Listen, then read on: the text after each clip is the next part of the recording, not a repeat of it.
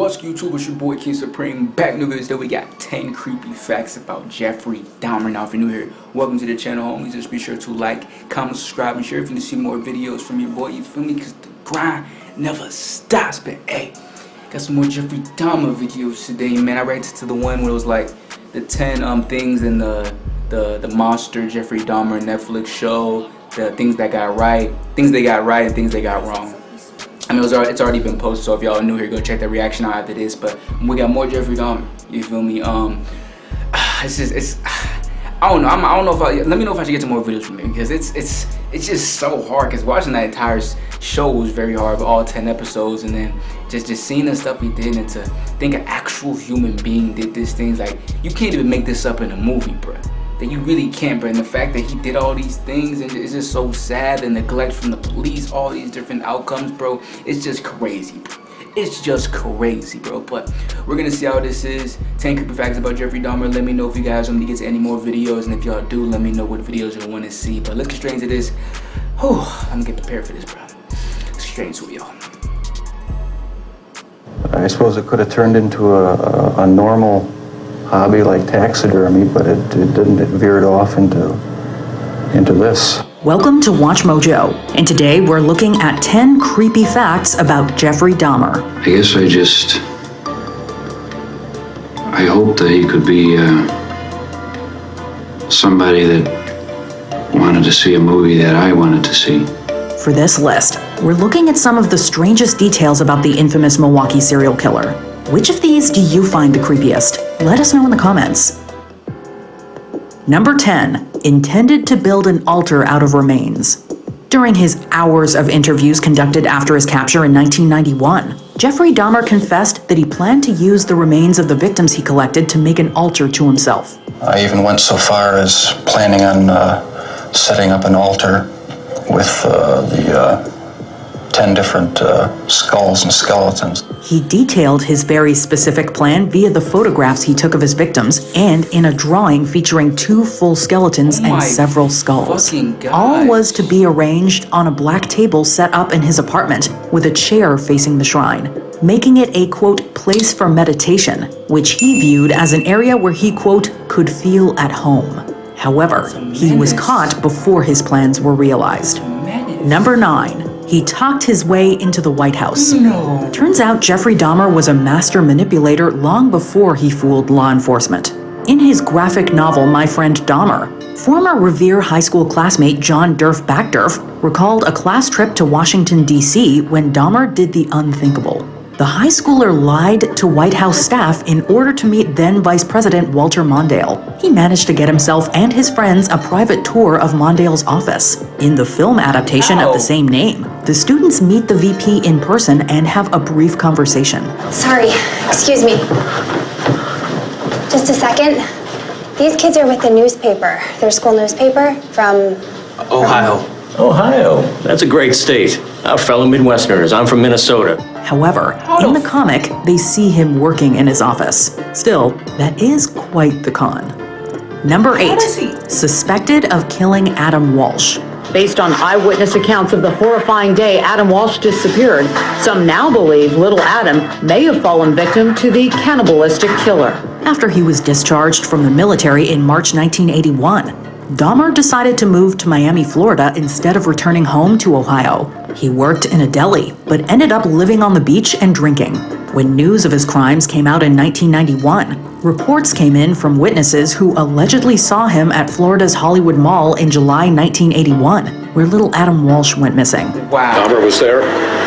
4 people who were at that mall identified him after he was arrested by Milwaukee police.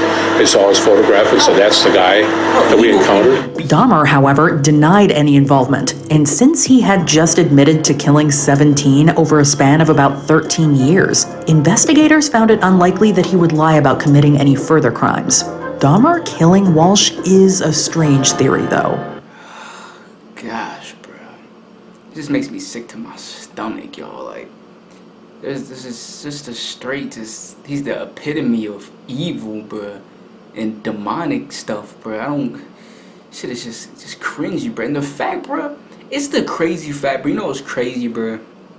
You know, obviously, what's it called? Man, all these ads. Oh, you know, obviously, you know what he did, but seeing people now. No, first of all, it was crazy what I saw on the show. That people were sending like letters to him, like love letters. Oh, you're my number one. Like, bro, that's the crazy part too, right? But even nowadays too, you see on Twitter, bro, people are like saying like, he was so cute, or like he's so. I'm like, is this nigga? I'm like, are y'all serious, bro? I hope y'all are playing a sick joke, because morals have been thrown all the way out the window in this generation, bro. Realizing what he did, I get what you want to say. You know what I'm saying? He you know, tried to give his life to Christ, but come on, bro. The fact that y'all like people feel bad for him, like, oh, he's so like, bro, it's crazy, bro. People are crazy nowadays. Like, Other crimes. It's Dahmer so much killing Walsh is so a much strange theory, crazy though. behavior. Number 7. Planned his first attack at 16. As a teen, Jeffrey Dahmer fantasized about an attractive man he regularly saw jogging by his house every day. Oh, so this one was in 2017. Once his fantasies became too great, he hatched a plan to attack the man and bring him into the woods to commit non-consensual acts. One day, he hid in the bushes with a baseball bat, waiting for his target to pass. He thought he would wait in the bushes with a baseball bat. This guy would come by and he'd bonk him in the head and he'd have this guy. Fortunately, the man chose not to head out for a jog that day. After this first attempt, Dahmer never tried to attack him again. He cited this incident as his first real pursuit of violence against another person. Oh my God. It was at this 16. point that Jeffrey's paraphilic fantasies began. Number 6. Parents fought over his brain. That was actually crazy. Their parents were actually, I'm not saying it's obviously not their fault, but his upbringings, his childhood was fucked up, bro. If y'all watch that show, bro, his childhood was so fucked up, bro. And at first, I told myself, like, you know, I was like, why would he do this? Before, like, even it was like the first episode even started. All right, why did he do this? I was like, you know what? It always stems from his childhood. And I get this. I didn't know anything about a child. All I knew was that he was a killer. I didn't know anything about a child. I was like, you know what? It's either the mom or the dad. It's either one of them or both of them. And it turned out that it was both of them. And I thought it was gonna be more of the dad, and dad was very messed up, but the mom was even more messed up. She left him alone. Y'all gotta watch the show. Y'all gotta watch it if y'all don't know the whole story. I didn't say a thing, did I? The bizarre and disturbing nature of his unspeakable crimes made Jeffrey Dahmer a particularly fascinating serial killer. Studying how his mind worked could potentially find an answer as to why he had these violent desires, making him an ideal subject in criminal psychology research. His mother, Joyce, shared the same view, and after his death in November 1994, she wanted his brain donated to scientists at California's Fresno State University for research purposes. We have a chance here, Lionel, to find out why he was the way he was. Was it something he was born with? Maybe there was some small tumor somewhere? Well, I think each of us has our own idea about why Jeff was the way he was, don't we? What do y'all His think? father, Lionel, however, was against it, wanting to move on from the whole tragedy. Yeah. The former married couple went to court over the matter, which ultimately resulted in his brain being destroyed. What do y'all think about that? There were some scientists at Case Western Reserve that claimed they could tell why he acted like he did. And it's not possible That's for with his a dead parents. person. Number 5, received a lot of money in prison. Believe it or not, there are many people in the world who idolize serial killers, and Jeffrey Dahmer was no exception. Those people have As seen in the such Netflix dark series, energies, bro. he received fan letters with gifts and requests for drawings. Crazy. Will you send me back, like, a drawing or something? And I sent you $5. People are actually sick.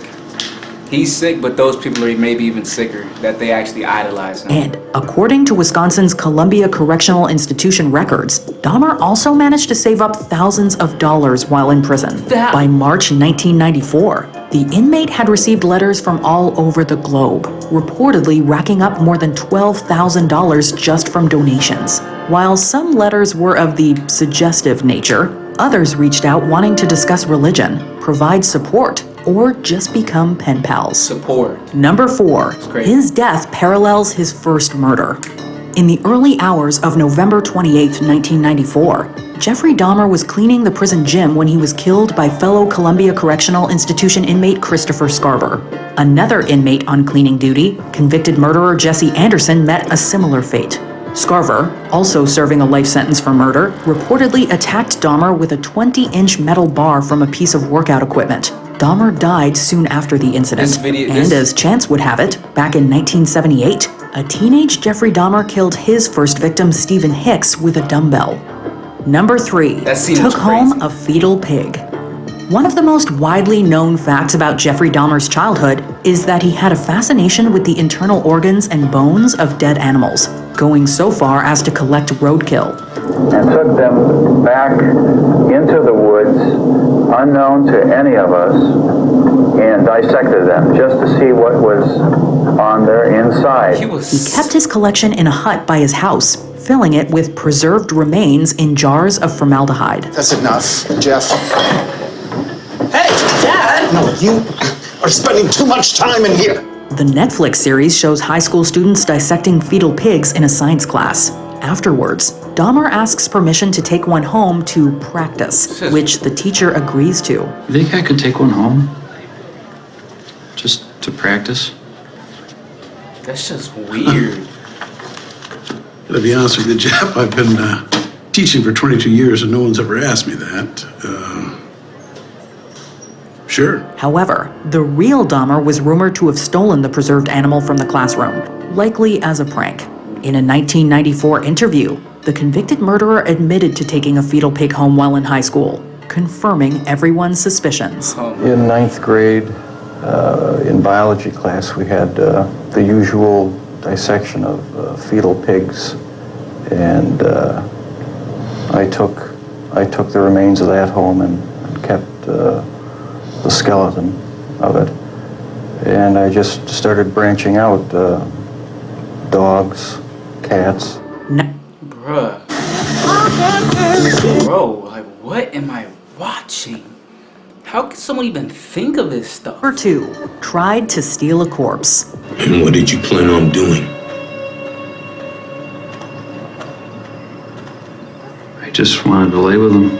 In an effort to resist giving in to his murderous compulsions, Jeffrey Dahmer sought out alternative ways to satisfy his dark desires. At one point, he stole a mannequin from a store and brought it home, but it ultimately did not work. In the struggle to control his fantasies, his behavior became more abnormal. He took a mannequin from a department store, thinking that if he had that mannequin with him and sleeping in bed with the mannequin, etc., that maybe he could control the impulses that way. One particularly macabre idea Dahmer had was to obtain the corpse of a recently deceased male. Dahmer told me that on one occasion he had seen in the newspaper an account of a young man who was killed on a motorcycle. And he fell in love with the individual just from the photograph. He saw an obituary in the newspaper for an 18-year-old young man he found attractive. And after attending his funeral, Dahmer tried to dig up his freshly buried grave. But it proved too difficult since the soil had already hardened. It was March and the ground was too hard and it would have taken forever, so... He's talking about it like so, like, just but naturally, like he's like talking about like... Before we continue, like be sure to subscribe to our channel and ring the bell to get... It's like he was talking about it so naturally in that interview, like it was just like, he was just talking about, oh, like the day he went to the park, like, you know what I'm saying, like just a casual day, like it's not normal, bro. Videos. You have the option to be notified for occasional videos or all of them. If you're on your phone, make sure you go into your settings and switch on notifications. Number 1, brought a head to work. In March of 1989, while Dahmer lived with his grandma in West Allis, he went to a bar and convinced Anthony Sears to come home with him. After engaging in intimate acts, Dahmer drugged and beheaded Sears, though the killer claimed he hadn't intended to commit a crime before setting out for the evening.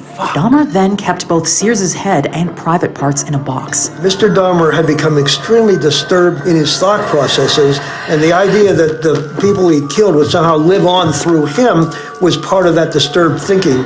As if that wasn't disturbing enough, the criminal stored the box in his locker at the Milwaukee Ambrosia Chocolate Factory, where he worked nights as a mixer. Imagining human remains inside a chocolate factory just turns our stomachs. Were you almost flaunting it? Yes, but that's how strong the compulsion was. That's how bizarre the desire was. I wanted to keep something of sick in the head if the person with me. Thinks to idolize him. I'm not saying you have to hate him. I've gotten to the point where I don't think you should hate anybody. You know what I'm saying? I feel like you should only bring love and positivity in this earth, you feel me? But at the same time, you gotta understand, like, there's a thing about, like, idolizing. Y'all are sick as him, bro. You're idolizing. Whether you think it's a little funny joke, prank, trying to get people laughs, like, that shit not funny, bro. People die, bro. You know what I'm saying? You know all the grief those families went through, but now y'all making it as jokes now. Like, y'all are sick, bro. Come on, man. Like, come on, man. Y'all are sick, bro. It's actually crazy, bro. I can't understand this generation, bro. Like, everything's a joke, bro. Like, everything's a joke. Like, it's cool to joke around, bro, but shit not about this, man. Like, you think the families are laughing about that, man? What if it happened to what if it happened to your family, your brother, your sister, your daughter, man? It's not funny now, is it? Come on, bro. Y'all need to be better, bro. That shit not even cool, bro. I don't give a fuck if it happened however many years ago. No, respect. Put respect on those families. And then, or, you know, the families or whoever, like, come on, bro. Y'all are sick in the head, bro. That's it. Hope y'all enjoyed it. More videos dropping. So I'm sorry I had that little, hey, I'm not talking about, I know the majority of y'all, you know what I'm saying, but there's just a few people I see in Twitter, general, like, making jokes about, like, come on, bro. Come on, bro. That's crazy, bro. That's it. Like, comment, subscribe, share if you need to see more videos. Instagram's on the bottom of the screen, also in the description. If you want to hit me up, DM me, message me, do all that shit so I can keep on spamming these videos out for you. I appreciate y'all so much for watching. It's your boy, King Supreme. I'll catch y'all next time, homies.